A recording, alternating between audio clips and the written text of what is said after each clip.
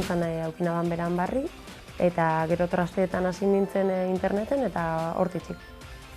Batez be, Durangoko jenteagaz aukiko nabalako kontaktu oso zuzena, eta oso erraza iruditu jaten erabiltziet. Bai, asko, batez be, udako garaian, ni haurreskuntzako teknikarian azenez lana bilatzeko eta udan umeak zaintzeko asko erraztu duzte lana. Oso erraza. Mapan klikatu, zer nahi dozun edo zer behar dozun klikatu.